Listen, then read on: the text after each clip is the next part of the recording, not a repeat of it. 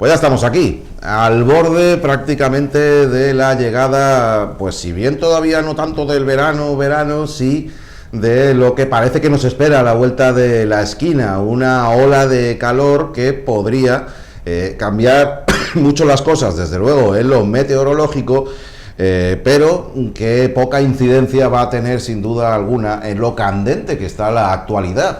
Ya de por sí, haga el tiempo que haga, llena de alicientes y de focos de atención a los que vamos en los que nos vamos a enfocar a lo largo de este programa. Seguimos dando cuenta de asuntos que han sido de interés a lo largo de estos últimos días y algunas cuestiones que se han ido incorporando a la actualidad últimamente, y lo hacemos de la mano de quienes me acompañan en la mesa. Voy a dar la bienvenida aquí justo a mi derecha a Julia Mediavilla, a quien llevábamos un tiempecito sin verte. Julia, nos alegramos mucho de tenerte aquí una vez más. Igualmente, encantada, buenas noches, encantada de estar con vosotros otra vez. Además, aparte, lógicamente, de la versatilidad que le permite contribuir con su verbo y su opinión a muchas cuestiones, hoy habrá asuntos relacionados con la justicia, en los que su background o sus conocimientos como jurista evidentemente nos va a ser de gran ayuda. Al otro lado de la mesa, Carmen Varo, ¿qué tal? Muy buenas. Muy buenas, pues nada, retomando la tertulia. Encantada de estar aquí, a ver qué tal. Está la cosa así, está candente desde luego, los temas que vienen son apasionantes. No te he preguntado si tenías saludos o no. No, esta semana es que ayer estaba afuera hablando de eso, es verdad. Y acabo de llegar, llegué ayer, o sea que no me ha dado tiempo a cruzarme con nadie. O la gente a la que pudiera saludar está lejos, entonces sí. no podríamos. Pero bueno, ya vendrá con fuerzas renovadas en esa materia en otro momento. Juan Carlos Angulo, muy buenas. Hola, muy buenas. Pues nada, aquí estamos un lunes más ya, esperando esa ola de calor que dicen que llega, pero donde ya va haciendo calores en Madrid, ¿no? Sobre todo en San Fernando de Henares, ¿no? Donde en la Audiencia Nacional, en la sede de la Audiencia Nacional. Allí cuando hablamos de asuntos candentes es probablemente el que mejor refleja está calentito el asunto esa allí, apreciación, sí. sin duda alguna. Pues ahí están, venían, ahora Juan Carlos ha puesto la chaqueta, pero hace un rato venían los dos en ese lado vestidos del Real Madrid. Sí, hombre, y daba mucha alegría verlo, qué duda cabe. Venga, que vamos a entrar en contenidos, difícil seguir por la línea del sentido del humor en esta materia, porque son temas muy serios los que rodean al juicio que se sigue en la Audiencia Nacional, nuevos episodios del mismo, del que nos vamos a hacer eco en este programa. No son los únicos, es un juicio, evidentemente, hay mucho donde elegir, probablemente por desgracia, porque ponen de relieve pues auténticas barbaridades que han ocurrido en este municipio a lo largo de estos últimos años. Nosotros hemos escogido algunos fragmentos, algunos momentos destacados de lo que ha dado de sí el juicio, que lo está siguiendo muy de cerca. A quien tenemos aquí a mi lado, a Juan Carlos Angulo. Recordaos, 22 años de cárcel se pide para Joaquín Brover, hijastro de la alcaldesa de Marbella, por narcotráfico, blanqueo y cohecho. Son 11 años por tráfico de drogas, 7 años por blanqueo de capitales y 4 años por cohecho. Esa es la petición de pena para quien ha sido, en definitiva, protagonista de la actualidad por este motivo a lo largo de los últimos años. En el banquillo estaría sentado también Lars Brover, padre del implicado, Joaquín Brover, pero también marido fallecido de la alcaldesa Ángeles Muñoz, fallecido en 2023. Pero su figura ha estado presente también en el proceso, porque, Juan Carlos, cierto es que fue apartado de la causa primero por motivos de salud inicialmente, pero solamente por eso. Ahora a lo mejor también nos puede contar luego Julia qué significa que te aparten de una causa por ese motivo, ¿no? Pero su figura sigue ahí, el papel que jugaba en esta trama, lógicamente está presente también en el juicio. Sí, se habló de él bastante la semana pasada porque la Fiscalía Antidroga pues intentó establecer los vínculos con su hijo, ¿no? Con el Lars Brober, que es el cabecilla de la banda, sobre todo en las operaciones de blanqueo. Ahora lo escucharemos, pero antes de analizar los aspectos más destacados del juicio, sobre todo de la semana pasada, porque esta mañana también ha habido una sesión, pero ha durado 10 o 15 minutos y bueno, no, ha sido un poco de organización de las testificales que vienen a partir de ahora y nada más, pero la semana pasada sí se habló bastante de Lars Brober, pero vamos a escuchar, como decía primero, un corte de Manuel Cardeña, el inscrito Manuel Cardeña, en su condición de secretario general del PSOE de Marbella y de San Pedro. Del Partido Popular. Del PSOE, no, perdón. Del Partido Popular, Manuel Cardeña, secretario general del Partido Popular de Marbella y de San Pedro Alcántara, que dijo pues esto que vamos a escuchar allá por 2023, cuando este asunto estaba absolutamente candente. Vamos a escucharlo. Como bien saben ustedes, desde hace varios meses estamos asistiendo a una campaña de linchamiento y de desprestigio bastante cobarde hacia Ángeles Muñoz y hacia la ciudad de Marbella. Una campaña orquestada por Moncloa, por Pedro Sánchez y con cooperadores necesarios como el señor Bernal en nuestra ciudad. Una campaña de linchamiento financiada con dinero público a través de medios nacionales de la órbita del régimen de Pedro Sánchez y que lo que están haciendo es erosionando la imagen de la ciudad principalmente. No entre los medios nacionales, pero sí entre los locales. Nosotros estábamos entre los medios que prestábamos atención a este tipo de cuestiones y probablemente, Juan Carlos, el que nos hayas traído este audio de vuelta, o este total, que se denomina en el argot, tiene mucho que ver con aquello que escuchábamos tantas veces, ¿no? Que decían, no, es que esto es mentira, es que esto esto es una campaña, ahora está en la Audiencia Nacional. Por eso me iba al PSOE, porque es en el PSOE en el que ponía todo el foco el señor Cardeña en su momento, ¿no? Campaña de linchamiento, campaña de desprestigio hacia Ángeles Muñoz, Moncloa, Pedro Sánchez, financiada con dinero público. Hombre, vamos a ver ahora a la fiscal y a los jueces de la Audiencia Nacional que cobran dinero público, es verdad, sí, pero eso ya no es culpa nuestra, eso es culpa de los que delinquen, ¿no? Que tengamos que gastar dinero público en todo esto, ¿no? Los medios del régimen, decía, que se estaba refiriendo a nivel nacional, y bueno, no hemos seguido escuchando esa rueda de prensa, pero también amenazaba con denuncias y todo eso. Bueno, qué buen momento. Decirle a la gente que aquí nosotros llevamos desde 2022 hablando sin tapujos de todo este asunto, siempre con documentos por delante, y nunca hemos tenido ningún problema con la justicia, ni ninguna denuncia. Todas esas denuncias que iban a poner, yo no sé a quién se las han puesto, yo creo que a nadie, pero desde luego a nosotros no nos han puesto nada. Bueno, al margen de las declaraciones de este señor, que queríamos recordar, pues ahora vamos a ir a lo que él denomina campaña de linchamiento, y lo que es un juicio en la Audiencia Nacional, un juicio absolutamente real, que no nos inventamos nosotros nada, que llevamos tiempo ya poniendo audios de lo que está pasando en la Audiencia Nacional. Vamos con el primero. Déjame hacer un inciso. Vamos a hablar, evidentemente, de Lars Brober, que era esposo de la alcaldesa y falleció en 2023. Sería muy sencillo señalarnos por abordar estos asuntos diciendo es que hay que tener respeto porque no ha fallecido. Evidentemente, ese respeto va a estar en las formas, va a estar en la manera en que se va a enfocar este asunto, que va a ser objetiva y sensata, sin ir más allá de los hechos y los acontecimientos que ocurren directamente en el juicio. Pero también le debemos respeto a la ciudadanía y en esa línea, lógicamente, vamos a tocar el tema. Le guste a más gente o le guste a menos, Juan Carlos. Sí, es que me apetecía hacer el inciso. Sí, no, está bien, que me he tomado. Está bien, pero es que vamos a escuchar ahora mismo a la fiscal, sí, a la teniente fiscal de la Fiscalía Especial Antidroga de la Audiencia Nacional, que se llama Dolores López Salcedo, que es la que ha realizado los interrogatorios. Ya lo hemos escuchado otras veces. La vamos a escuchar a ella preguntar por Lars Brober.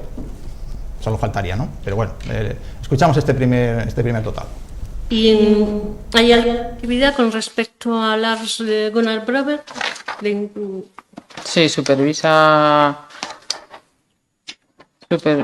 Recuerdo que en diferentes momentos de la investigación iba a ver las obras. Cuando hacen gestiones con abogados y es como que él les aconseja, les asesora o les facilita, y aparte él va a ver las fincas y las construcciones. O sea, es como si estuviera supervisando en general. Bueno, pues hemos escuchado, ya digo, interrogatorio, es Dolores López Salcedo, la persona que hemos visto a la izquierda de la imagen, la otra persona pues imagino que es alguien que le está ayudando ahí también de la Fiscalía, y escuchábamos las respuestas que daba, ya lo dijimos el lunes pasado, es una inspectora de la Policía Nacional, que no sale en imagen por motivos de seguridad, y que es la que tramitó pues los informes o las investigaciones sobre blanqueo de capitales, ¿vale? Le está preguntando ahí en este caso, más o menos, cuál es el papel de Lars Brober en las operaciones de blanqueo de las que se acusa a la trama sueca. Ahora lo detallaremos un poquito más, pero vamos a escuchar un segundo corte también del interrogatorio que hubo la pasada semana. Son del pasado lunes estos cortes, ¿vale? Esto se encontró en el registro de Wasa Consulting. Ajá. Eran anotaciones relativas a Leslie. Bueno, al parecer, como Lars Brober controlaba bastante de las operaciones que iban efectuando, había un documento en el que le había traspasado las acciones de Leslie a otro de sus hijos. En el ordenador IMAX intervenido, entiendo, en Baza, Sí. hay un documento privado en el cual Lars declara su voluntad de dejar las acciones de la sociedad panameña A Alexander. a Alexander, al otro hijo, ¿no? Bueno, pues esos eran los dos sonidos que queríamos, o imagen también, que queríamos ver y escuchar, y ahora vamos a diseccionarlo un poquito para repasar un poco lo que ha dicho esta inspectora de la Policía Nacional en pantalla. Ahí lo vemos, ¿no? Se está refiriendo, ya decimos, a las operaciones de blanqueo de las que se acusa a la trama sueca, y en concreto al papel que habría tenido en ellas Lars Brober, ¿no? Todo según la policía, la que responde es una inspectora de la policía, como siempre decimos, que está actuando como testigo bajo juramento y con obligación de decir la verdad, ¿no? La hemos escuchado decir que Lars Brober, el marido de la alcaldesa ya fallecido, supervisaba en general, ¿no? Realizaba esa labor de supervisión, que aconsejaba, que asesoraba, que facilitaba las cosas a la trama, a su hijo, que iba a ver las obras. Este es un asunto que quizá llame la atención. Dice, ¿qué obras? Bueno, pues es que entre los distintos métodos de blanqueo que tenía la trama, según se ha detallado en el juicio y también están los informes, pues estaba que compraban una finca, en ella construían una casa y después esa casa la vendían. El dinero que metían para comprar la finca y para construir la casa llegaba desde paraísos fiscales como Montenegro, Bermudas, Islas Vírgenes, y era un dinero pues que después presuntamente blanqueaban al venderla, ¿no? Ese era el método, pues bueno, así visto, bastante sencillo, ¿no? Entonces Lars Brober pues se ocupaba de ir a ver las parcelas, hemos escuchado a la policía, y las obras, o sea, que encaja pues con la primera afirmación, que lo supervisaba todo, ¿no? Eso lo hacía Lars Brober. Y luego otra afirmación que dice es que controlaba bastante las operaciones que se iban a efectuar, vamos, que tenía un control absoluto. O sea, estaban los informes, insisto, ahora se ratifica bajo juramento ante la Audiencia Nacional. Y luego hay una frase que hemos escuchado al final que dice que le traspasó las acciones de la panameña Leslie Company a su hijo Alexander Brober Muñoz, ¿vale? No era un hermano de Joaquín, sino un hermanastro, uno de los hijos naturales de la alcaldesa de Marbella. ¿Y por qué hacía hincapié la inspectora en esa sociedad panameña? Bueno, aparte de que Panamá está considerado un paraíso fiscal, esa compañía, esa sociedad Leslie Company está señalada por haber sido utilizada presuntamente para el blanqueo de capitales. En concreto son 230.000 euros los que supuestamente se blanqueó a través de esa sociedad de Leslie Company, que hay un momento en el que el padre se lo deja a su otro hijo, que es Alexander, ya digo, que es hijo también de la alcaldesa de Marbella, ¿no? Esto es un poco todo lo que se ha comentado ahí en la Audiencia Nacional y que nos puede llamar más la atención. Luego se han hecho toda una serie de indagaciones también con gente que trajo la droga en un barco, etcétera, etcétera, pero eso ya no nos ocupa a nosotros, pues no tiene nada que ver con Marbella, ¿no? Hemos ido a lo que sí tiene la atención, porque este señor, Lars Brober, insistimos, ya está fallecido, por eso no está ahí sentado en el juicio, pues será el marido de la alcaldesa de Marbella. Y aquí pues no hay que ser muy avispado, ¿no?, para que se nos ocurra a todos una pregunta. ¿Sabía la alcaldesa de Marbella a qué se dedicaba su marido? lo vamos a poner en pregunta, su hijastro también, por supuesto, pero el marido lo tenía más, en teoría, más cerca, lo ponemos en pregunta. Yo la respuesta la tengo clarita, ¿no? Pero no la voy a decir, vaya que el que acabe ahí sea yo, ¿no? O sea la clave de un poco de... ahí sí es como la que tenía el Jaguar en el garaje y no se había enterado, ¿no? Que también era del PP. Cuando le preguntaron, digo, pues usted tenía un Jaguar en el garaje, pues yo no sabía nada. Bueno, ¿sabía la alcaldesa de Marbella a qué se dedicaba presuntamente? De momento presuntamente, a lo mejor de aquí a unos meses ya no va a ser presuntamente y sí que la pregunta la tengamos que hacer todavía más fuerte, ¿no? Pero ¿sabía a las actividades presuntas a las que se dedicaba su marido o no se enteraba de nada? Porque hemos escuchado informes de la Policía Nacional en las que detectaban reuniones de Joaquim Brover con uno de sus lugartenientes que iban a la mansión de la alcaldesa a mantener reuniones con el padre. O sea, tú te encuentras en el salón ese espectáculo y dices, no sé, yo en el salón de mi casa, yo nunca he tenido a ningún narcotraficante, ni presunto, ni que lo fuera, ¿no?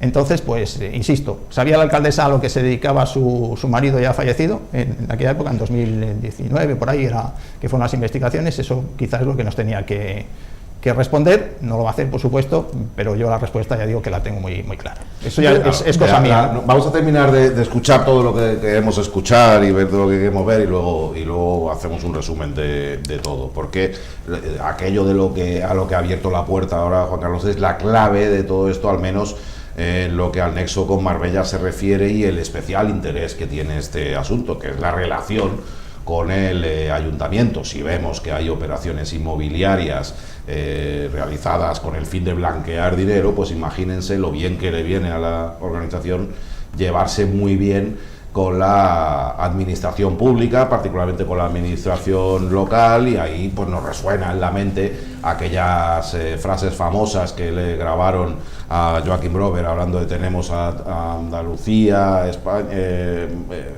Marbella y toda la jodida Andalucía, decía, que no me acuerdo literalmente como decía, lo celebraba, ¿no? Así celebraba las elecciones. O otros momentos que recordamos es, por ejemplo, las conversaciones con representantes o miembros del equipo municipal de gobierno, como esta en la que Joaquim Brover hablaba con el concejal de Seguridad Ciudadana, José Eduardo Díaz, en términos pues muy familiares.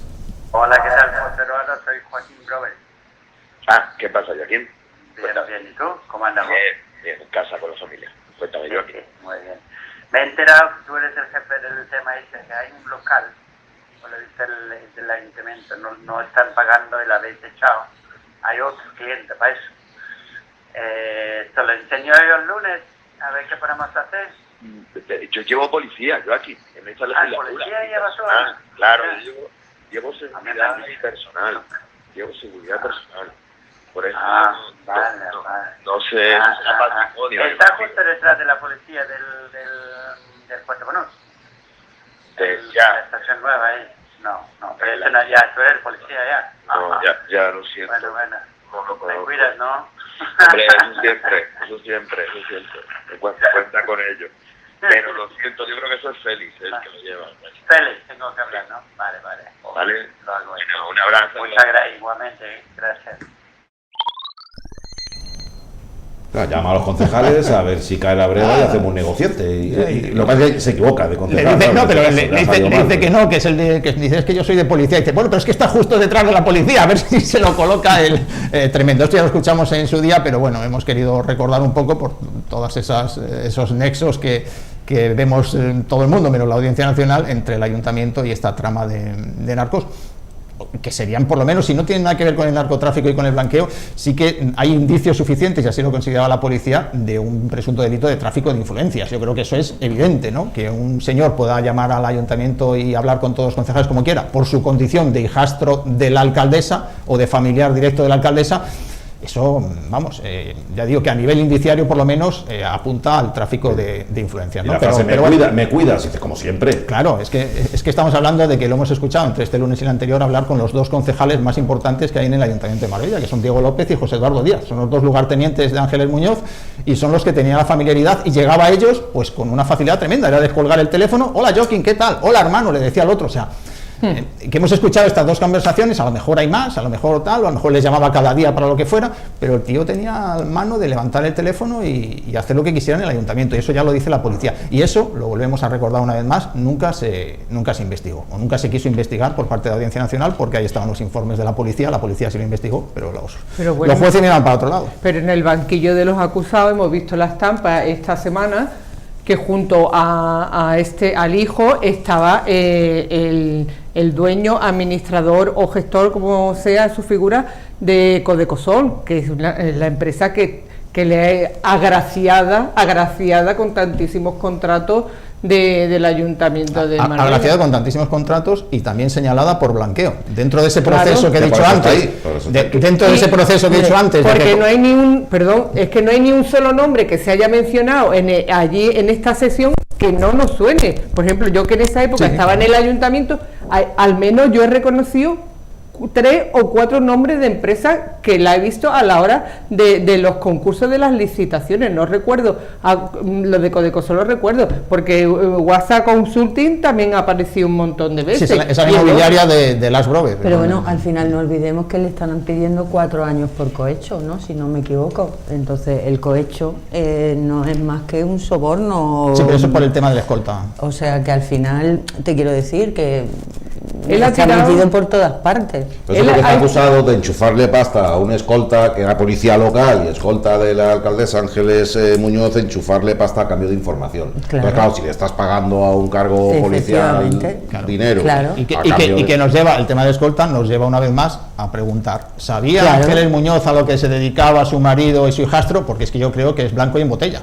Pero es que, vamos a ver, lo primero, lo que me gustaría que tuviera la gente muy claro es que cuando apartan a este señor del procedimiento, al señor Lars Brover, lo apartan porque la muerte extingue la responsabilidad penal. Es decir, es que no tienen más remedio. Sí, pero ¿en qué posición queda cuando es por el tema de salud, que es lo primero que ocurrió? No, vamos a ver, ahí lo que pudo haber es que en un momento determinado, por de apartar, es el término que escuchamos. Por una cuestión de dignidad o de algo por el estilo, pero este señor realmente, cuando se extingue su responsabilidad penal, es en el momento de su muerte. En ese momento es cuando ya no se puede realizar ningún tipo de investigación, ni se puede decir su grado de participación, ni nada. ¿Qué ocurre? Que claro, de esta declaración que hace la policía, pues estamos viendo claramente hasta qué punto estaba este señor implicado. ¿Qué es lo que no va a pasar? Que no lo va a declarar un juez. Ningún juez va a decir a estos hechos que están quedando probados por la declaración de una investigadora policial corresponde esta sentencia. ¿Por qué eso no va a pasar? Porque esta persona ha muerto antes de que eso pueda ocurrir, ¿no? ¿Por qué digo yo que corresponde exactamente una cosa a la otra? Pues porque para mí resulta muy claro que cuando tenemos unas declaraciones de unos policías nacionales, yo no sé quién va a dudar de lo que dicen los policías nacionales en este país, pero es que estaríamos muertos todos, ¿no? Vamos, se me ocurre a mí, no sé. Mi experiencia desde luego en los juzgados es que cuando va un policía nacional y declara, no es que haya una norma jurídica que diga que el policía nacional tiene una presunción de veracidad, pero es que el juez, lógicamente, se va a creer antes lo que dice un policía nacional que lo que dice un narcotraficante, vamos, hasta donde yo llego. Y si por eso, autoridad que es. Y si eso no es, general del PP? Y si eso no es así, de persecución, vamos muy malamente, te quiero decir, porque el policía es, por definición, un tercero independiente. El secretario nacional del PP ¿sabes? O local, o provincial, o una figura del PP en este procedimiento no es un tercero independiente, mientras que el policía sí lo es, porque ha hecho una investigación. Decir que el otro día en la Audiencia Nacional la inspectora estuvo detallando 6 operaciones de blanqueo, que son las que le imputan a la trama, por 7 millones, un poquito más de 7 millones de euros, que a mí me parece pues casi calderilla para esta gente, ¿no? Pero bueno, es lo que les pillaron en el momento de la investigación. Son 6 operaciones de blanqueo por 7 millones de euros. En 3 de esas operaciones, en 3 de las 6, en las 3 principales, estaría implicado también, o habría estado implicado también, el marido de la alcaldesa, el señor Lars Brobe, que como estamos diciendo, pues bueno, ya no se le puede juzgar y todo esto, pero si esas operaciones de blanqueo quedan acreditadas, él estaba implicado en ellas, ¿no? Entonces, y también bueno, aparece el nombre de uno de los sobrinos, no sé si en esta sesión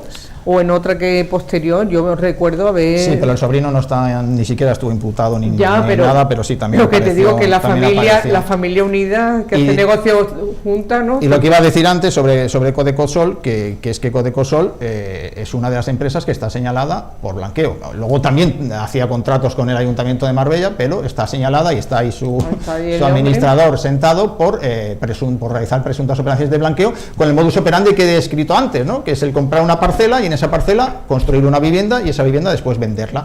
¿Quién construía esa vivienda? Codecosol, que era una empresa de construcciones de la Costa del Sol, son las siglas, ¿no? Entonces por eso está sentado también allí en esas operaciones de blanqueo. Claro, el epicentro de un delito de blanqueo es directamente el origen del dinero, es donde claro, se cuece todo, ¿no? Claro, ahí el delito de blanqueo se comete cuando hacemos una operación que es falsa para colocar un dinero que viene de una operación ilícita y sacarlo por el otro lado, haciendo, digamos, a través de esa operación falsa, parecer que el dinero nace de esa operación falsa y lo sacamos, digamos, por el otro lado limpio, entre comillas. Ese es el delito de dinero que en el caso de esta gente provenía habitualmente de paraísos fiscales, es decir, países no cooperantes también se llaman. ¿Qué quiere decir eso? Porque tú llamas allí y no la policía llama allí y dice, oiga, ese dinero que ha ingresado aquí Joachim Brober en una empresa, ¿de dónde lo ha sacado? Y le dicen, yo no tengo ni idea, a mí eso no me interesa, ¿no? Y esos países fiscales, porque se han nombrado, son, como he dicho antes, Montenegro, Bermudas o las Islas Vírgenes Británicas, ¿no? Y luego también Panamá, con la sociedad panameña esta de la que estaba hablando ahí la policía, ¿no?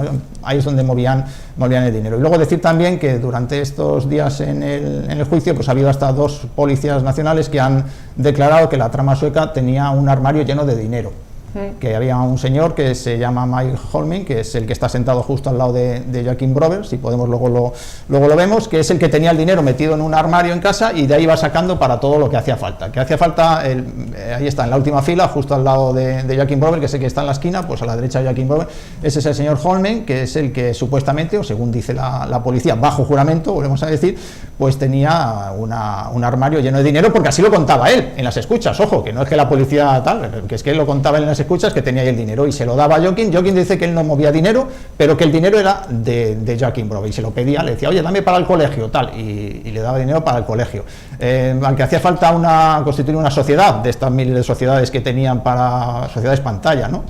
que utilizaban para sus cosas, pues también llegaba Holmen y le daba el dinero. Creo que una vez le dio 300.000 euros para constituir una sociedad, todo de un armario. Y ya sabemos también que en la oficina de Basa Consulting, que es la inmobiliaria que tenía Lars Brober en el centro comercial Plaza, pues le encontraron una máquina de contar billetes, de estas que tenemos todos por casa.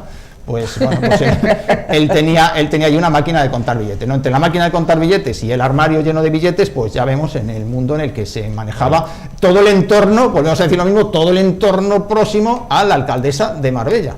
Acuérdate la semana pasada cuando íbamos a una investigadora a decir que no le constaba, o investigadora, ya no recuerdo bien. No, si todos hombres menos esta que hemos escuchado.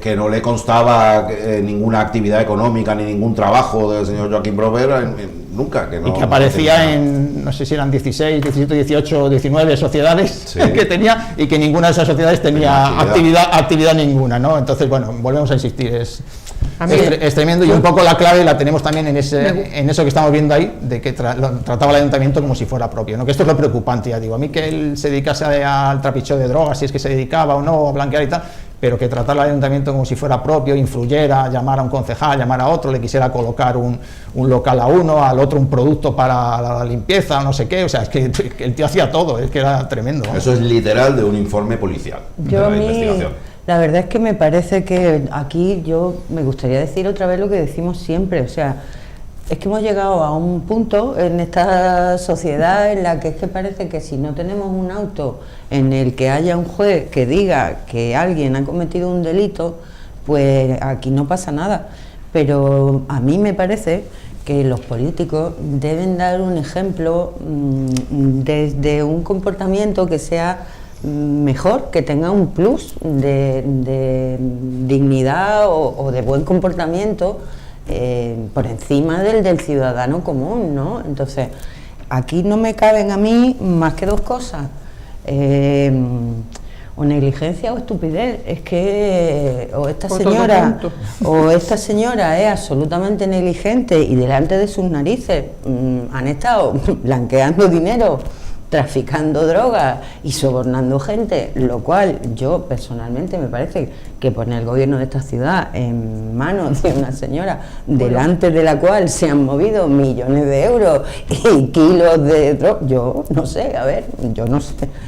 Y si no es negligente, o sea, si no es tonta, hecho con su conocimiento, pues yo no sé, o es susto o muerte. Salieron unos correos hace tiempo que también salió una información en la que decía que había unos correos B del Ayuntamiento de Marbella que tenían una ida y una vuelta, en las que comenzaba con el que el difunto marido de la alcaldesa, digo presuntamente, pero bueno, esto se leyó así, que él le decía al concejal de obras de ese momento, que era Javier García, a quién le tenía que dar un contrato u otro contrato, y luego venía de vuelta diciendo que sí.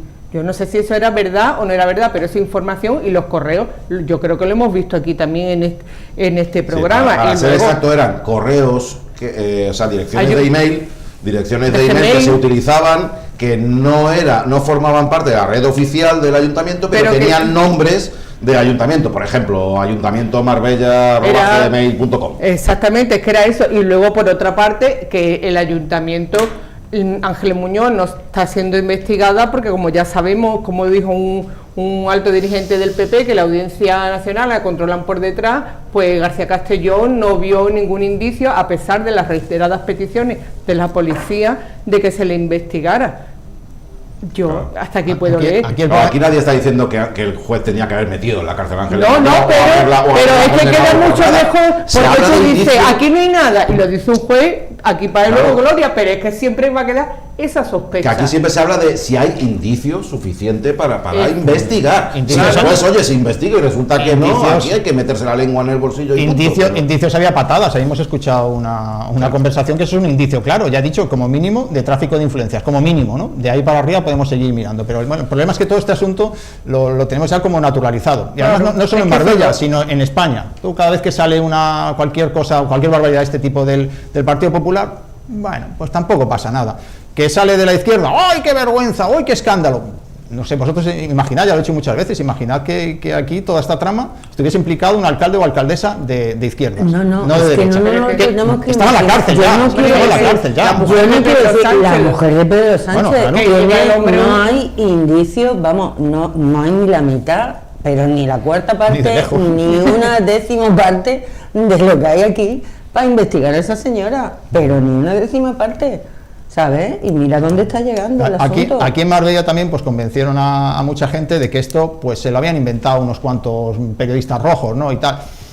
Entonces, pues bueno, es que estamos poniendo, claro, y luego ya cada cual se cree o quiere creerse lo que le apetece, ¿no? Pero es que en su día hablábamos en base a los informes que teníamos, que habían elaborado los policías, pero es que ahora esos informes los están ratificando y estamos escuchando los audios ante la Audiencia Nacional bajo juramento. Si me permitís que os diga, vamos a ver, mira, cuando metieron en la cárcel a Isabel Pantoja y a Maite Zaldívar, ¿vosotros exactamente qué pensáis que habían hecho esas dos mujeres? Exactamente, ¿no? Pues lo que parece que están ¿Qué habían hecho? Pues yo lo explico.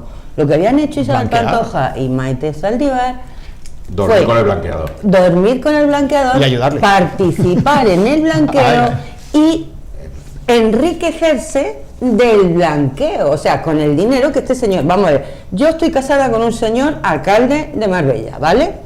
Este señor viene con una bolsa de billetes a mi casa ¿no? Que lo Y yo la integro, armario, ¿eh? yo la integro en mi patrimonio. Yo veo que viene en una bolsa de basura y me decir, qué raro, me parece a mí que esto no, yo cojo la bolsa de basura, cojo el dinero, me lo meto en el bolsillo, me compro cosas, vengo, voy, tal cual. No, pues entonces me meten en la cárcel, porque claramente el dinero no viene en bolsas de basura, ¿no? Pues eso es lo que hizo Maite Saldívar, ni más ni menos, y la otra igual. Pues esto es lo mismo, y eso es lo que hizo la infanta, y eso es lo que hizo la del Jaguar en el coso, que luego parece que no se había enterado.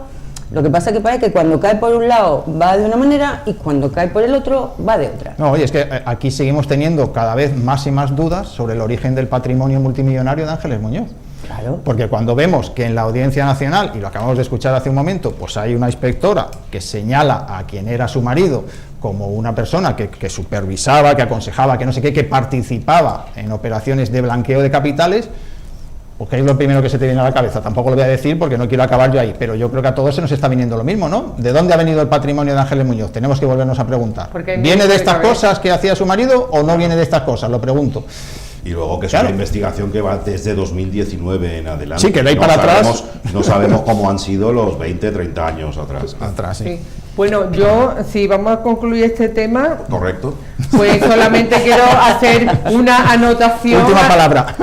Al señor Cardeña, yo le preguntaría que se rasga las vestiduras con el dinero público, en qué se ha gastado, qué desperdicio del dinero público que él ha utilizado en todos los años que ha estado de concejal y que no ha concluido nada de lo que ha empezado. Eso sí que ha sido tirar el dinero. Ingentes cantidades de dinero. Su sueldo. Exactamente. Y luego que hace el PP, por ejemplo, a nivel andaluz con el dinero público de la sanidad, que desde luego a la sanidad pública no va. O sea, que las preguntas que se la... Y si va a poner denuncias, él también da sus declaraciones, si se desmenuza también se merece un detallito. O sea, no, que le recomendamos consejos tengo que para mí... Le recomendamos al señor Cardeña que estos días vaya a YouTube, que pinche en los canales de la Audiencia Nacional y que le eche un vistazo, hombre. Que mire a ver, que no... Claro, que no se paga, que se paga, esos informes de la policía se pagan con dinero público. Que no era Moncloa, y que es cierto que hay que pagar a la fiscal que hemos visto ahí, hay que pagarle con dinero público, claro, y a la jueza hay que pagarle también, y a los policías que metieron hay que pagarle con dinero público, pero que no es culpa nuestra, señor Cardeña, que se haya gastado dinero público en eso, es de los que están ahí en el entorno de su jefa. Échese un vistazo a la Audiencia Nacional, señor Cardeña. Venga, si me permitís, vamos a pasar a otro asunto. Ha habido estos días y sigue habiendo tensión en torno a la situación laboral de la plantilla de trabajadores, supongo que alguna trabajadora también, pero probablemente mayoría de hombres. Bueno, es igual, conflicto laboral que hay en la empresa Avanza, la concesionaria del transporte público en el municipio. Se quejan de las malas condiciones que tienen, sobre todo en las cabeceras de línea, donde, por ejemplo, no disponen ni siquiera de unos aseos. La principal cabecera de línea está situada en La Cañada, de donde parten 6 líneas. La verdad es que aquí todos los caminos conducen a Roma, bueno, pues todas las líneas de autobús conducen a la Cañada, allí se aglomeran los vehículos con peligro para los viajeros. Vamos a escuchar parte de estas reivindicaciones, a conocer mejor la problemática que avanzan. Por cierto, yo ya os adelanto que el camino del Hospital Costa del Sol he visto al conductor meterse detrás de unos arbustos, el pobre hombre, a hacer sus necesidades, y veréis por qué os lo digo. La única parada que hay en el centro comercial La Cañada, pero también la infraestructura es pequeña porque tiene acceso con un autobús cuando hay veces se juntan 4 autocares. Y dentro de esa parada también tienen que hacer los tiempos de descanso y bocadillo. En algunos casos llegan a 15 o 20 minutos de parada, con lo cual conlleva la aglomeración de vehículos y la inseguridad a los trabajadores porque la misma parada está en medio de un paso de peatones, por lo cual el autobús estaciona en medio, los viajeros tienen que pasar por delante y por detrás y los coches que están adelantando pues es algo inseguro para los mismos ciudadanos que vienen aquí a comprar a La Cañada. Entonces, bueno, reivindicamos que entre ellos pues mejoren el servicio público y adecuen las condiciones laborales justas para los trabajadores que tenemos que hacer nuestras necesidades básicas como ir a un baño y no estar, por ejemplo, orinando detrás de una palmera como en el centro comercial La Cañada, donde el usuario del transporte público están viendo a los conductores y conductoras orinando detrás de una palmera. que haya algunas luces en lo que se refiere al transporte público en el municipio tiene también mucho que ver con la clase de caos descomunal que era hace algunos años. Claro, cualquier cosita es una mejora ostensible, pero con todo y con eso sigue habiendo muchísimas asignaturas pendientes, y quienes somos usuarios de ese servicio lo sabemos. En esa línea se mueven precisamente las apreciaciones que hay en la oposición.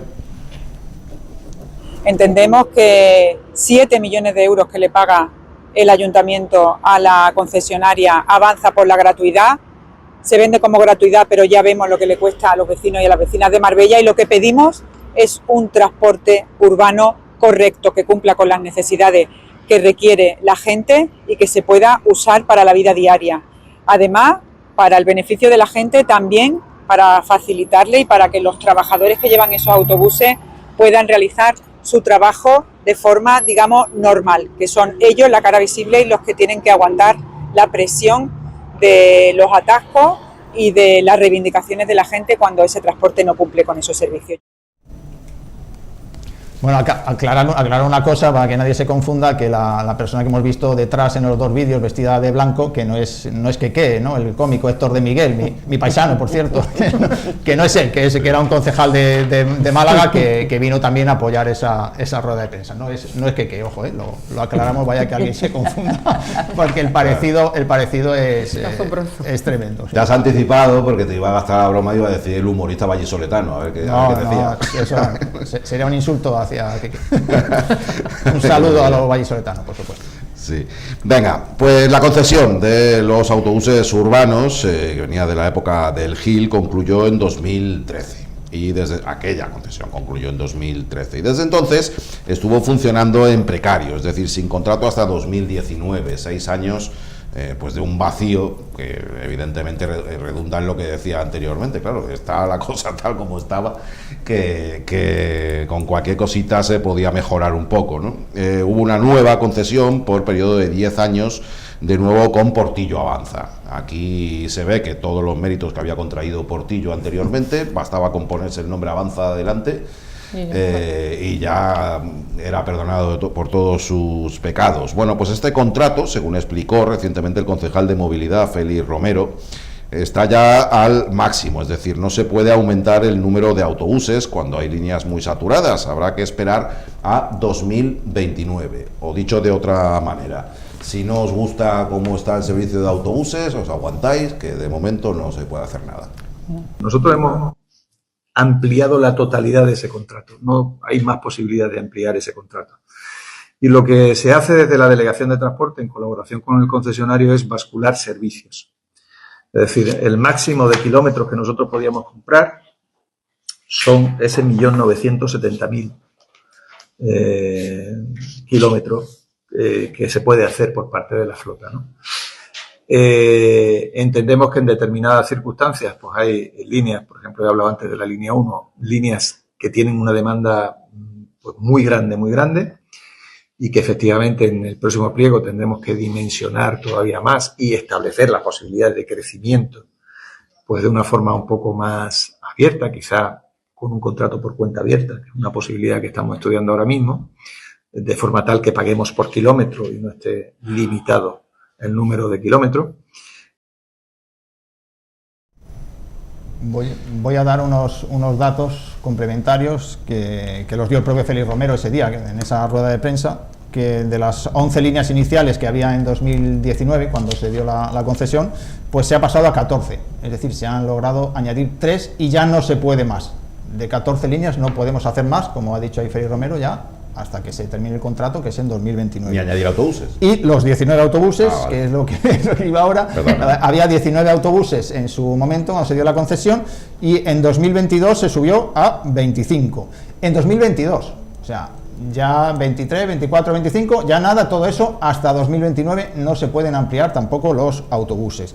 Y decir al hilo de las reivindicaciones de los trabajadores, pues que hay 6 líneas que empiezan o terminan en La Cañada, por eso se le denomina cabecera de línea, y allí es donde llegan los trabajadores cuando van y ven los autobuses parados, ¿no? Cuando terminan su servicio, cuando tienen que hacer sus descansos, pues tienen que ir ahí a la cabecera de línea y que puede parecer una cosa tal, pero si tienen que hacer sus necesidades fisiológicas, pues no pueden, tienen que salir corriendo al centro comercial o a una gasolinera, y lo que están pidiendo es que le pongan unos aseos en la cabecera de línea. Y además esa parada de la Cañada es muy peligrosa, porque yo estuve ahí otro día cuando a la rueda de prensa, y allí llegan 2-3 autobuses, empieza a bajarse la gente, hay un paso de peatones para acceder al centro comercial, la gente da la vuelta por detrás, se cruza por entre los autobuses, es bastante peligroso. No estamos diciendo que esto sea responsabilidad del centro comercial, faltaría más, no tiene nada que ver, esto es responsabilidad de la empresa concesionaria y del propio ayuntamiento, que es el que da esa concesión y debe exigir pues que se tomen estas medidas a favor de los trabajadores, en este caso de los conductores de los autobuses. Mira, ¿queréis conocer cómo es el mundo más allá de Portillo? A ver, decidme, ¿cuántos autobuses creéis que dispone la flota de la EMT, la Empresa Municipal de Transportes de Málaga Capital? Un montón, empresa municipal. Empresa municipal. Venga, una cifra. Yo no lo sé, hay 25 pero en Marbella, Málaga, 25 incluyendo, en Marbella hay 25, incluyendo los de reserva, dijo Félix Romero, con lo cual vale, probablemente estamos hablando de 22, cuidado, una cosa así. Venga, pero venga, Málaga funciona como un reloj. Mira, venga, que yo no lo sé. 50, te pongo el doble, 50. Venga, pues vamos a ir. De risa, ¿no? 100, 276. Pero es que, bueno, pero el tema... Es una ciudad mucho más grande, evidentemente, pero claro. Pero ¿de cuánto más grande? 10 veces más. ¿Cuánto más grande? Ni es 10 veces más la población, No es 10 veces. ni es 10 veces más la extensión de la ciudad, No. ni es... No, extensión. Claro, que esto explica muchas cosas. Claro, No, claro. es que tú date cuenta, Que vamos no a se ver. pueden añadir autobuses, que es lo grave. Pero es que vamos a ver, aquí sale Félix Pero Romero eso es lo que hay. como si el contrato se lo hubieran dado a él tallado en piedra en el año 2019 y Que hubiera lo bajado es, de los que eso cielos, es. Las tablas, ¿sabes? no sé, Y él hubiera tenido ese contrato y hubiera dicho, mira qué lástima que este contrato lo tenemos que tener. No, el contrato lo saca a licitación el ayuntamiento conforme a las necesidades que ellos estiman que van a tener en un periodo de 10 años. Entonces, en 2019 ellos estimaron que necesitaban 19 autobuses, que en el 2022 ya se les habían quedado chicos y consiguieron, o el contrato, más bien, no es que lo consiguieran, hasta el 50%, no lo he es dicho que lo siempre. consiguieran, es que el contrato probablemente prevería que se podrían aumentar los 19 autobuses que habría hasta 25, porque eso es lo que dicen los contratos, ¿no? Necesito 19 autobuses que se ampliarán hasta un máximo de 25. Entonces, 3 años después de haber firmado el contrato, ya se le había quedado el contrato chico en ese alarde de, no sé, de gestión que ellos hacen siempre, ¿no? Porque, en fin, ¿qué voy a decir? Yo es que me quedo sin palabras. Y ahora sale Félix Romero y dice, no, es que el contrato no necesitaría ni estaría en esta situación si hubiera estado bien gestionado desde el principio, porque tú ya sabes la población que tiene en 2019, porque esto no es un hecho que haya sido algo de fuerza mayor, o que tú digas, no, mira, es que hemos aumentado la población de Marbella en el doble, o es que de pronto la gente ha dejado de utilizar coches y hemos duplicado en los usuarios del transporte público en 5 años. No señor, esto es una progresión natural que tenía que haberse previsto, porque es que se trata de eso. Es que cuando tú estás gobernando un municipio tienes que prever estas cosas, porque para eso te votan, que votarte es contratarte para esto, no para que tú andes haciendo sobrecostes y polígonos que luego no se inauguran nunca, y palacios de justicia descampados. Y una empresa, Julia, a la que se le están dando cada año 7 millones de euros de fondos municipales. O sea, tú le estás cubriendo ya sus ingresos con 7 millones de euros, que joder, imagínate si tú montas una empresa y el ayuntamiento te cubre ya con 7 millones de euros de los ingresos que tú tengas que tener, por el tema de lo que llaman la gratuidad de los transportes urbanos, que ya lo hemos explicado aquí 1000 veces, que no es gratis, que lo pagamos entre todos, que son 7 millones de euros que salen de los presupuestos municipales, que luego está muy bien que tú cuando subes utilizas la tarjeta de movilidad, eso está perfecto, y a mí me encanta la medida, pero que no es gratis, que lo pagamos entre todos. Pero es que yo, de momento, yo opino que esa gratuidad del transporte público debería de ser una medida que debería ir adecuada a la capacidad económica de los usuarios, porque evidentemente nosotros tenemos que ayudar y tenemos que financiar el transporte público a la gente que lo necesita, pero a la gente que gana 5.000 euros al mes, pues no tienen que financiar el transporte público, bueno, pero si lo quieren hacer, ¿por qué se lo tenemos que pagar? Sí, también. ¿Sabes lo que te quiero decir? O sea, ¿por qué? Mira, sí, ya me parece que la gratuidad casi es que no funciona, es que yo nada más que pediría que funcionara la aplicación de eso, que coincidiera donde está el autobús con el tablón del horario que está previsto que llegue a donde tú estás. Es que no funciona nada, porque es que en verano tú te puedes tirar 200 horas ahí esperando un autobús, pasa el 2 y a los 5 minutos vuelve a pasar el 2. Cuando el otro 2 debería estar. No, yo creo que no hay ningún tipo de previsión en verano.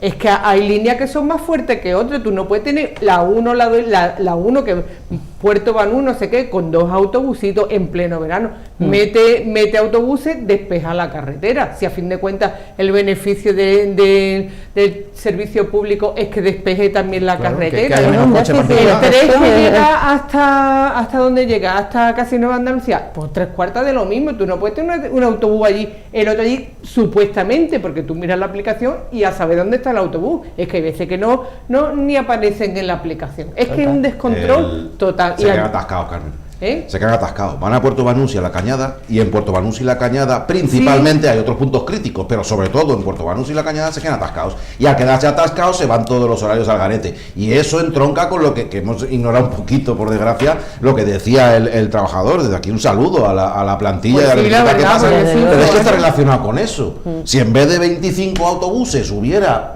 fíjate, hasta los 276 de Málaga, fíjate si hay margen para una mejoría ostensible. Es que 50 seguiría estando lejísimos de los 276 y sería el doble de lo que tenemos en Marbella. Imaginaos la incidencia que tiene eso en la cantidad de autobuses que hay, la frecuencia que hay de autobuses. Todavía Pero es que no líneas hay que hay 40 minutos entre un autobús y otro. Pero mira, Nacho, por ejemplo, en invierno a las 3 de la tarde, a las 2 y pico, las 3, que salen los niños del Instituto Río Verde, que la mayoría cogen el autobús en la Alameda, tú no sabes lo que es eso. Tú no, más la gente que lo utiliza de normal, que sale de trabajar, que no, hombre, puede ser un horario para que en vez de haber un autobús, porque haya varios. Que y una parada decente, no eso de la Alameda tampoco.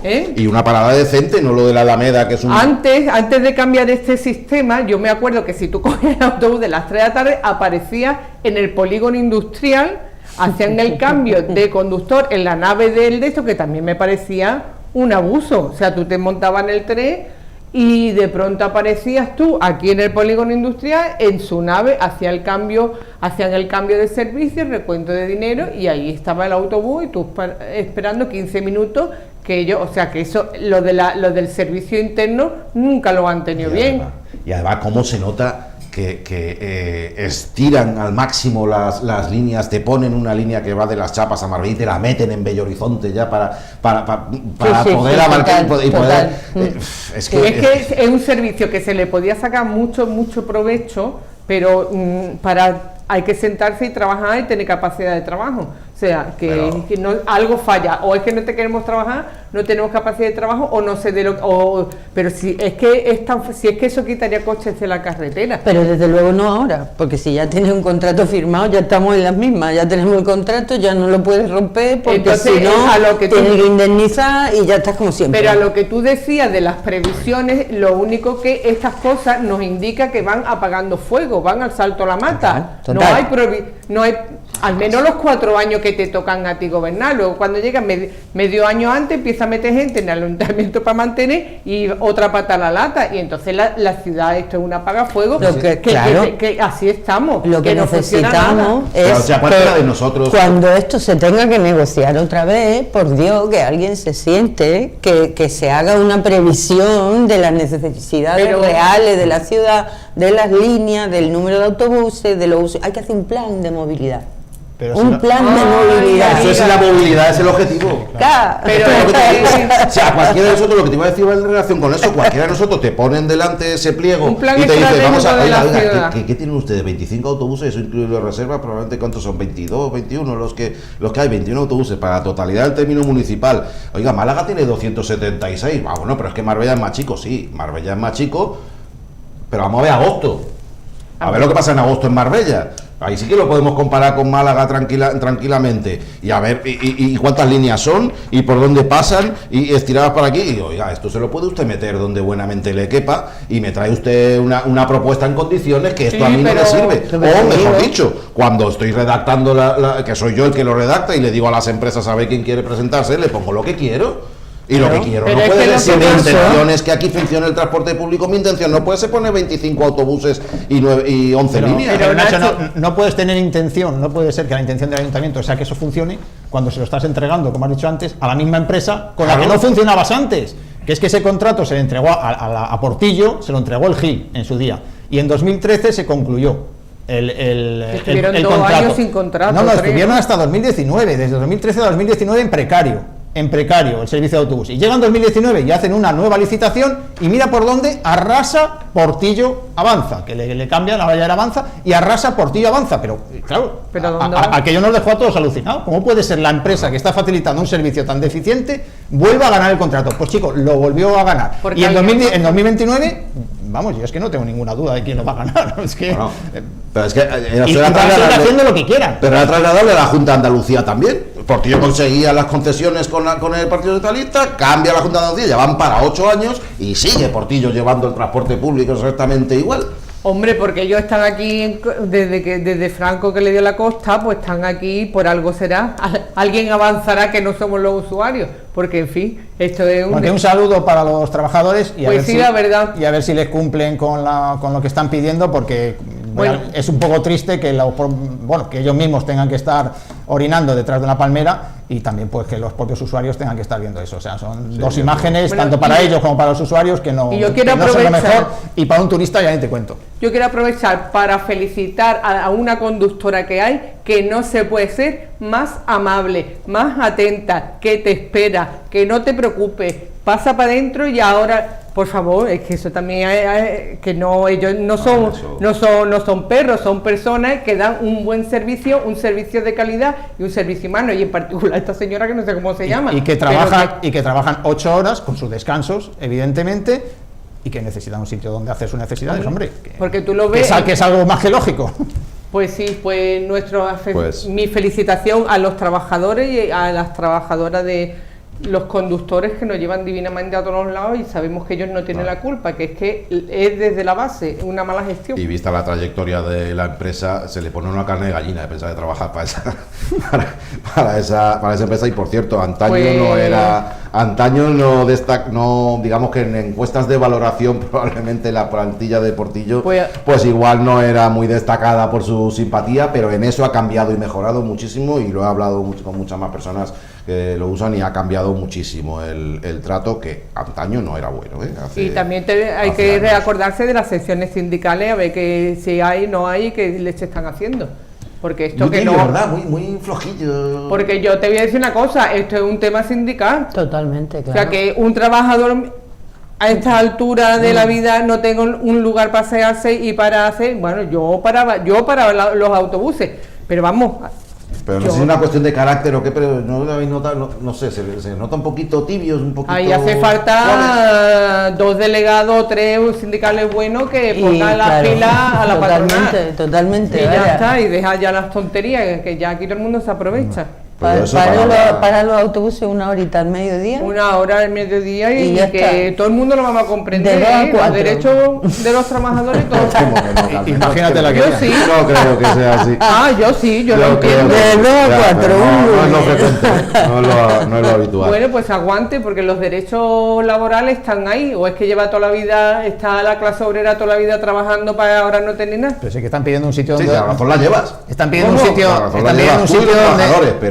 Están pidiendo un sitio donde orinar, no están pidiendo que les doblen el sueldo. Es que es más básico que no puede ser, o sea, más mínimo, o sea. Como ya la oficina del que hace el contrato y se orina allí. Yo lo he dicho, el camino del hospital se entra en Bahía Marbella para dar la vuelta y demás, y allí unos arbustos que hay, que seguramente lo tendrá controlado el hombre. Que vaya al ayuntamiento y que vaya a para el autobús un momentito, se baja, echa a correr, detrás de los. O no, o era ya en la parada del propio. No, era en la parada del propio hospital. De la plaza de los También pueden parar ahí debajo del arco, los que pasen por debajo del arco, que paren en la delegación de transporte.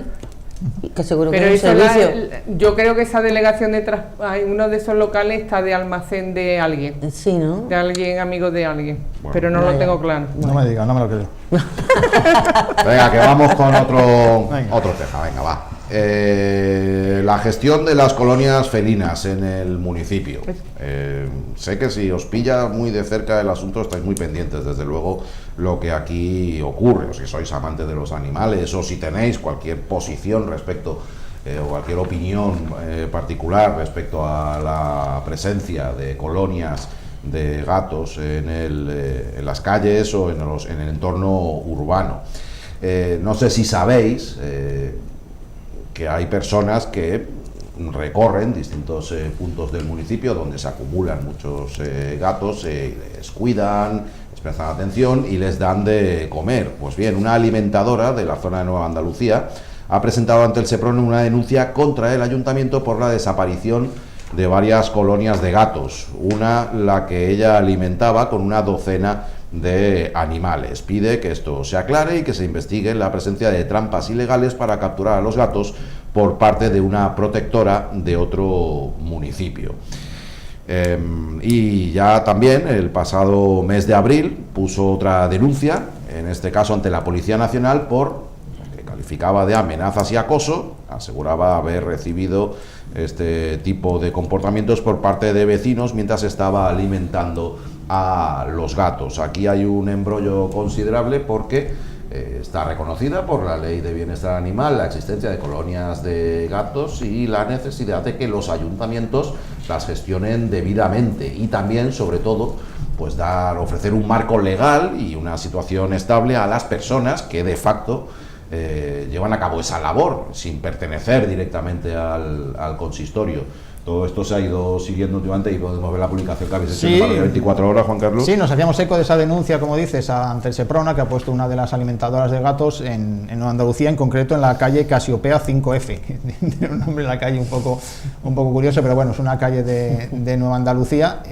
donde ya había habido problemas, había habido alguna manifestación, ya habíamos comentado aquí, de personas que cuidan de los gatos, porque pues parece que algunos vecinos, pues allí, según han denunciado a la policía, pues les amenazaban y les acosaban y no les permitían dar de comer a los gatos, ¿no? El ayuntamiento intervino hace poco diciendo que iba a elaborar un protocolo, marco, no sé qué, para organizar todo este asunto, pero bueno, vemos que al final pues esto ha desembocado en otra denuncia contra el Seprona porque han desaparecido animales, que era otro peligro también que tenían los cuidadores, que dicen que al final pues si los gatos estaban molestando allí en aquel sitio de Andalucía, pues han desaparecido. Mira por dónde ya se acabó la supuesta molestia que le causaban a los vecinos y claro, pues esta cuidadora quiere y exige que se le diga dónde están los gatos, qué ha pasado con ellos.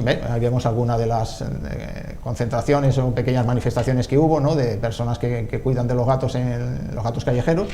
Y ya digo que esta cuidadora pues quiere saber dónde están los gatos de esa colonia que han desaparecido y también los de otra cercana. En total pues serían 20-30 gatos más o menos que ya no se sabe dónde están. Esa es la zona de... es uno de los puntos donde ha habido este conflicto, pero bueno, hay personas que le dan de comer a los gatos en distintas zonas del municipio y también pues otros activistas pues muy conocidos que se dedican pues a coger a los gatos, a llevarlos a la AAA para que se castren y todo esto y que bueno, pues hacen esa labor que volvemos a insistir una vez más que es una labor que tiene que hacer el Ayuntamiento de Marbella. Claro. El Ayuntamiento de Marbella tiene que ocuparse de las colonias felinas, que parece que estamos hablando aquí de una cosa, lo mismo alguien dice, ¡ay, pero qué estáis hablando! No, que es el Ayuntamiento. La Ley de Bienestar Animal, aprobada en 2023, lo dejó en manos de las comunidades autónomas y la Junta de Andalucía, a su vez, lo dejó en manos de los ayuntamientos. Es el Ayuntamiento de Marbella el que tiene que ocuparse de las colonias felinas, tanto de alimentar a esos gatos, como la figura de las cuidadoras, que supuestamente les iban a dar un carné ahora, no sé si ya lo habrán hecho, una identificación, ¿no?, para que pudieran darle de comer a los gatos sin peligro ninguno, y sobre todo el tema de la castración de los gatos, la recogida, castración del gato y la suelta otra vez para que no sigan procreando y eso no siga aumentando. Todo eso se tiene que hacer cargo el ayuntamiento. De momento pues son activistas o animalistas los que se están ocupando de eso. Vamos a ver si cambia ya la situación de una vez. Déjame aportar un aspecto más que es importante tener en cuenta en todo esto, de por qué es necesario ese control activo por parte de las administraciones, decías, la autonómica y en este caso la delegada, la que es el ayuntamiento.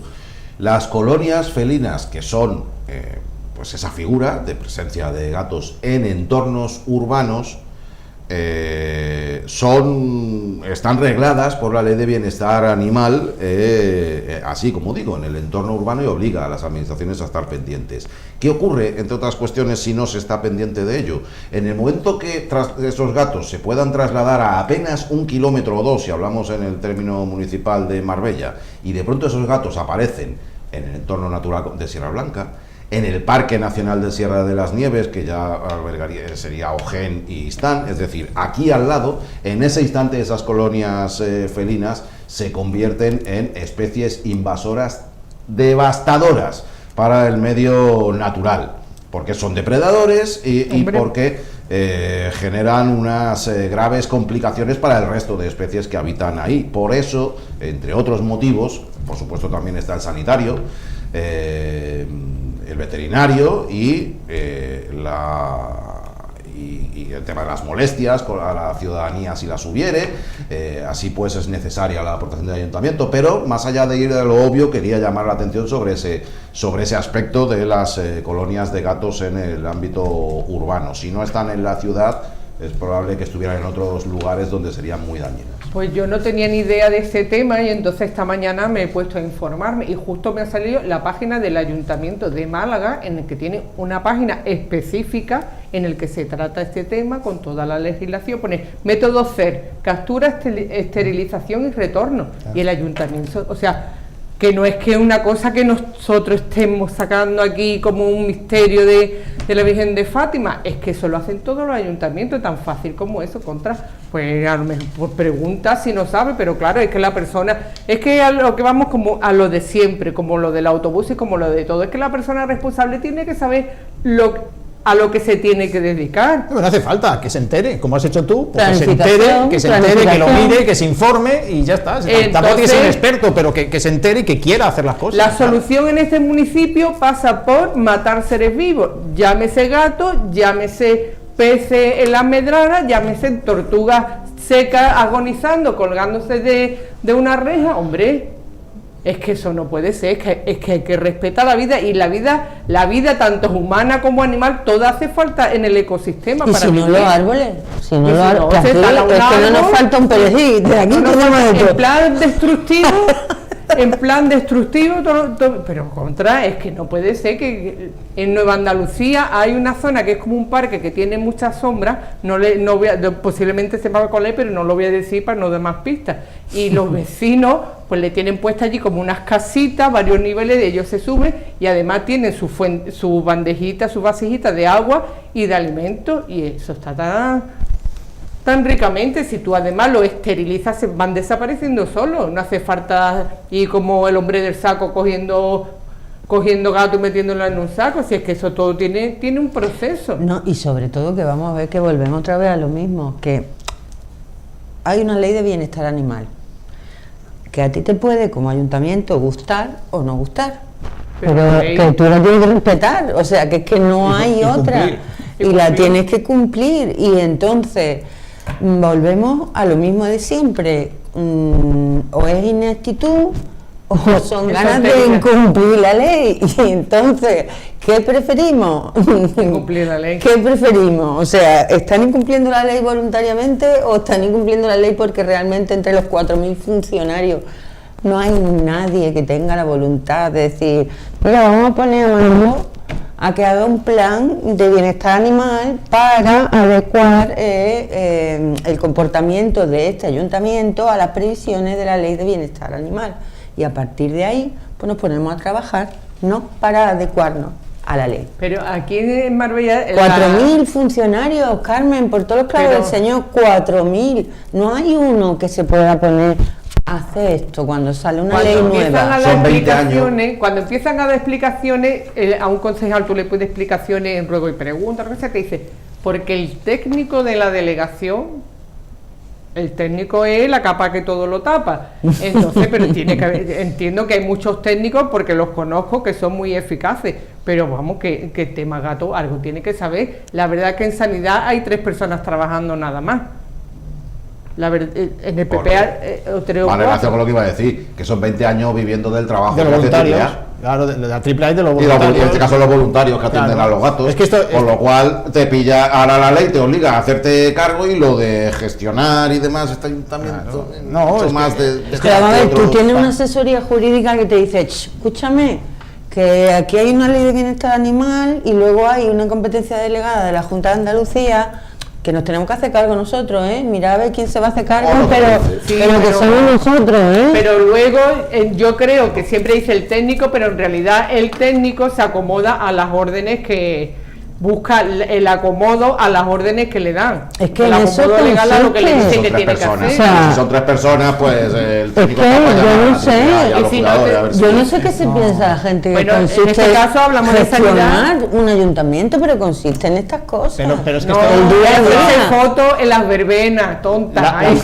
La palabra es dejadez. Esto es un síntoma más o un símbolo más de la dejadez del ayuntamiento. Que no hay ningún tipo de gestión, donde solo la verbena, los churros, la propaganda, las notitas de prensa, la alcaldesa dando trofeos por aquí y por allá. Pero es que luego y ya está. Y lo que pasa en la ciudad importa. Pero es que luego la verbena te la hacen también sin contrato. ¿Sabes lo que te digo? Entonces dices tú, pero vamos a ver, madre mía, esas criaturas que están en el ayuntamiento, ¿qué están haciendo?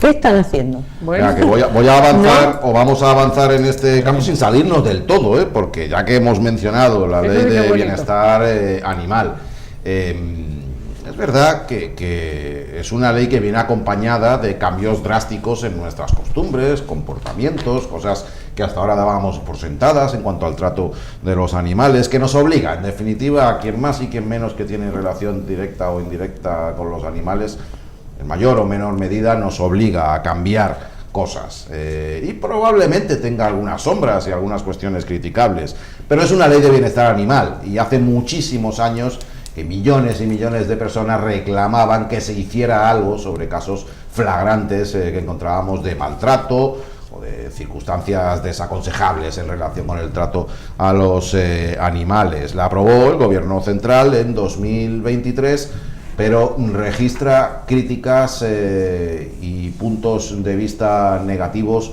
como el que vamos a escuchar seguidamente. Un pequeño repaso a la ley de bienestar animal que nos viene impuesta desde la extrema izquierda nacional, ¿no? Tiene cosas tan incongruentes como que abre la puerta a adjudicar a los animales derechos humanos. Tiene una limitación excesiva a la eutanasia en pro del sacrificio cero. Para que no sepa de esto, hay muchos animales vagabundos que los ayuntamientos, que son los responsables, tienen que alimentar. Y si tuviéramos, como teníamos antiguamente, no sé el estado actual de ahora, de la AAA, teníamos una entrada de prácticamente 100 animales por mes, al final del año el ayuntamiento tiene que darle de comer a 1000 animales. Entonces hay que tender precisamente a educar a la gente para que no abandone a los animales. Pero si tenemos animales que no tienen dueños, no los podemos mantener eternamente. Cuando un animal ya ha llegado a su estado terminal, una perra adulta, ya vieja, que no, el dueño ya no tiene dinero para mantener todavía una serie de gastos cada vez mayores y no le permiten eliminar ese animal. ¿Por qué? Pues porque llegamos a un punto de humanizar a los animales, y lo estamos viendo también frecuentemente ya, que como ya no tenemos hijos, tenemos perros y lo estamos humanizando, y esta ley se está convirtiendo ya en un despropósito. Llegamos también, como en un borrador que tenemos, una aprobación inicial de una ordenanza municipal de los coches de caballos, que le vamos a dar 5 semanas de vacaciones a un caballo. Es decir, que estamos ya rizando el rizo. Hay que decir que Eugenio Molto, a quien hemos escuchado ahora mismo, era cabeza de lista en su momento de Vox en las últimas elecciones municipales, y es veterinario. Pues eso es lo grave, es que eso es lo grave. Veterinario de sanidad pública, sí. ¿En serio? Sí. Bueno, funcionario también. Probablemente te llamaba la atención como, digamos, le presta tanta atención al asunto y demás. Y es verdad que hay veterinarios que se quejan, entre otras cosas, pues de, por ejemplo, de cómo regula esta ley el trato que tienen los veterinarios de los medicamentos que pueden recetar y que no pueden recetar, y cómo es verdad que probablemente haya asuntos que haya que mejorar, ¿no?, en la aplicación de la norma, pero él ahí va con la ideología de Vox, y lo que yo creo que es importante que la gente conozca lo que opina Vox, lo que opina la ultraderecha sobre la ley de bienestar animal, porque si algún día ellos llegan a gobernar, pues esto es lo que pasará, ¿no? La ley de bienestar animal no le gusta, ¿no? Ha dicho este señor que está impuesta por la extrema izquierda, Con lo cual, pues Ojalá. yo entiendo que si llegan al gobierno, que la eliminarán. Se ha declarado a favor del sacrificio, ¿no? Dice que es que limita mucho la eutanasia, que hombre, que hay que matar a los animales, que claro, que es que si tenemos muchos, pues habrá que matarlos.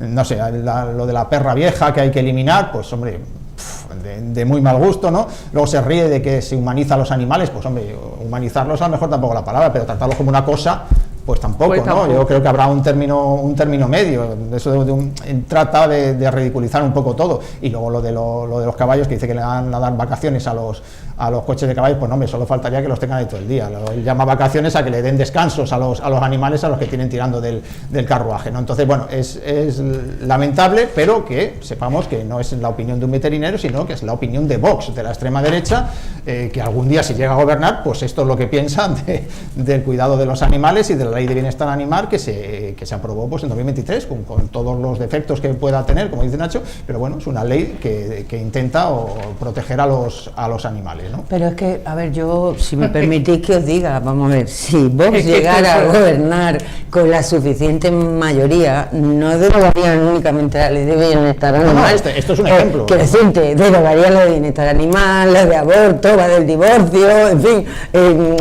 A ver, si pudieran, si por ello fuera... Estas declaraciones de este señor son directamente el resultado de esa mentalidad que tienen en Vox, que les gustaría tantísimo que este país retrocediera a ser posible, pues a unos 65 años atrás, ¿no? Si pudiera ser. Entonces, cualquier norma que nos ponga a la altura de nuestros colegas europeos, ¿no? En Europa, pues evidentemente el respeto por los animales es una cosa que nos llevan décadas de ventaja, pues cualquier cosa que a nosotros nos ponga a la altura del resto de Europa, pues a Vox le parece mal, porque a Vox nos quiere mantener en el pasado, y es que no se puede enfocar de otra manera, es que no se puede enfocar de otra manera. Se puede enfocar desde el gañanismo aplicado, que es a lo que se dedica. Yo esta mañana me he metido en la página de Vox, después me he ido a confesar, claro, porque Dios me perdone, y para ver el argumentario que tienen en contra de la ley, y esto es infumable, pero hay una parte que me hace más gracia, que dice: así los animales, al ser seres distintos a las personas humanas, que también las personas humanas, porque hay humanas y personas no humanas. Claro. Dice, no son sujetos de derecho, pues son los humanos quienes tienen el deber de cuidar de ellos. Es decir, que mi hijo cuando era un bebé, que yo lo cuidaba, no era una persona. No era un sujeto de derecho. No era un sujeto de derecho, porque porque un bebé depende de sus cuidadores. O sea, y como esto todo, los animales hay de la misma manera que hay una declaración de los derechos humanos, desde los años 70 hay una declaración de los derechos de los animales. Los animales, los que tenemos animales, es más sencillo de los animales, pues tú creas una relación y el animal aprende, el animal reacciona, el animal tiene sentimientos, no lo tendrá a nivel tuyo, pero vamos, ahí tienes tú los gorilas, y algunos son más listos que de los gorilas, y orangutanes son más listos que la mitad de la plantilla de Vox. Venga, o sea que... ¿Me permitís llegar ya al final del programa con un asunto que sé que además va a dar bastante de sí?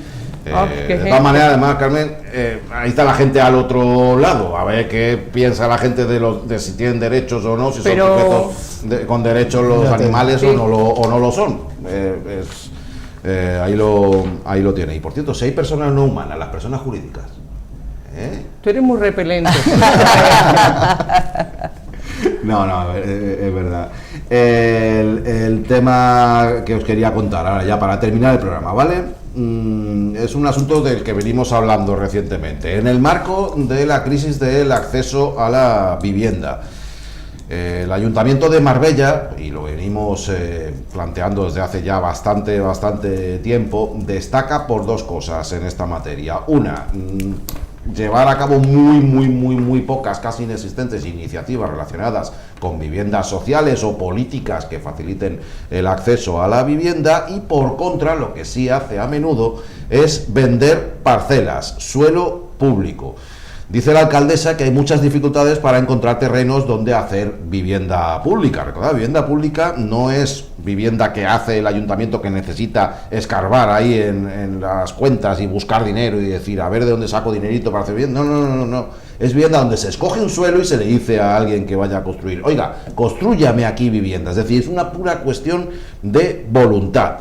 Y para evaluar eso de que no hay suelo, por lo visto para otros menesteres hay mucho suelo, para urbanizaciones de lujo y demás hay suelo a punta pala, y parte de ese suelo es municipal, o lo era hasta que el ayuntamiento le mete mano y, por ejemplo, lleva a cabo la venta de una parcela en Las Chapas, en la zona de Artola Alta, para ingresar por parte del consistorio 2,3 millones de euros. Ahí lo podemos ver.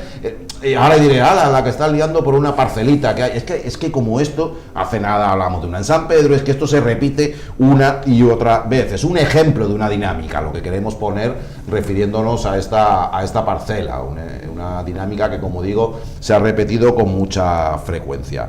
Se vendió la parcela en San Pedro Alcántara junto al Guadaiza, de la que ya nos hicimos eco aquí. Ahí el ayuntamiento pudo obtener 4,3 millones de euros de una empresa de naves industriales. Y en los últimos 5 años el ayuntamiento ha puesto a la venta suelo público por valor de 30 millones de euros. Todo eso en el marco de una alcaldesa que dice que es que no hay suelo.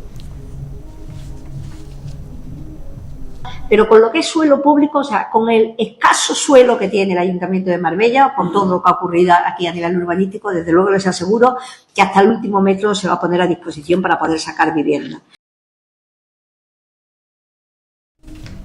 Ha sido el discurso que se repite una y otra vez. No hay suelo, pero de pronto hay suelo para venderlo, sí. Ojo, un recordatorio más y empezamos a comentar. La ronda el centenar de millones de euros la deuda del ayuntamiento con los bancos. A lo mejor lo de intentar recaudar cuanto más dinero mejor, o todo lo posible, tiene que ver precisamente con endeudar al consistorio. Ahora sí, disculpad. Si le importara endeudarlo, no lo endeudaría. Así de claro, vamos. Ella dijo que se iba a poner a disposición para hacer vivienda, y vivienda se va a hacer. Lo único que no van a ser ni vivienda pública ni vivienda financiada, van a ser viviendas privadas que la gente va a tener que pagar hasta el último euro. Vamos a ver, yo siempre digo lo mismo. Cuando la gente dice todos los políticos son iguales, hay que desmontar eso, porque no es verdad, o sea, los políticos de izquierda no hacen estas cosas, hay que dejarlo muy claro. Los políticos de izquierda y si lo hace alguno es un inútil también. Y si lo hacen, se les obliga a dimitir, porque los partidos de izquierda no toleran este tipo de comportamientos. ¿Por qué? Porque el suelo público se tiene que destinar a vivienda pública, y es que no hay otra, y mucho menos en un municipio como Marbella, donde la gente no tiene donde caerse muerta. Es que eso es una realidad que no se puede seguir escondiendo. Y volvemos otra vez, o son inútiles o son malos. Y no pueden seguir gobernando para 4, no se les puede permitir. Pero la gente que no tiene donde caerse muerta le da la mayoría absoluta. Pues y por eso te digo, aquí pasa una cosa de cognitiva que no se comprende. Porque la gente tiene esa idea de todos los políticos son iguales, entonces da igual. No da igual. ¿Qué va? No da igual, porque los políticos de izquierda no tienen casas de 15 millones de euros. Porque no las tienen, búscalo, es público. Es público.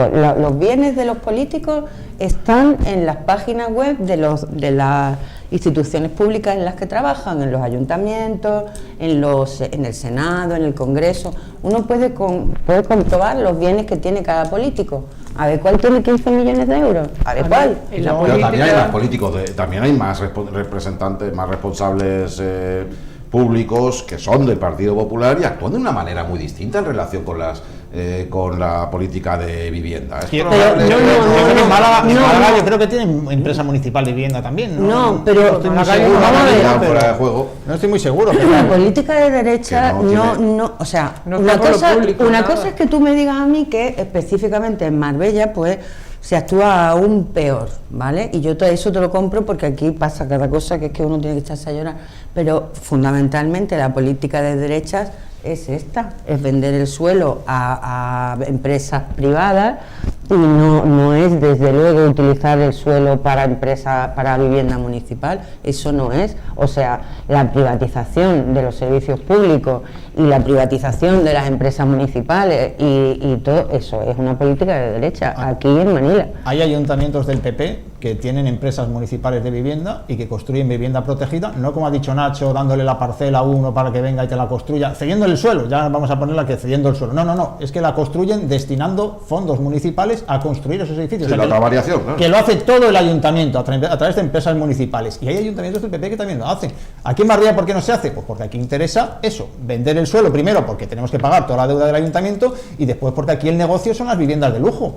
Aquí que vamos a destinar una parcela a vender pisos baratos para la gente, ¿no? Si aquí lo que vende es la vivienda de lujo. El otro día salía una noticia que en 2024 creció la venta de viviendas de lujo en el Triángulo de Oro, con Marbella, Benavís y Estepona, un 5,6%, creo recordar. La venta de viviendas de lujo, ¿no? Ahí es donde está el mercado, en la venta de vivienda de lujo. Entonces la vivienda protegida no interesa. Y voy a dar un dato que lo doy siempre, lo voy a recordar otra vez, que en estos días se cumplen 16 años de Ángeles Muñoz en el gobierno. Son 18 desde que llegó, pero hubo 2 que no estuvo, afortunadamente, pero bueno, volvió otra vez. 16 años, pues en 16 años en el gobierno solo ha entregado 107 viviendas protegidas, 107 viviendas protegidas. Que esas sí son de las de dárselo a un constructor y que construya. Sí, de esas.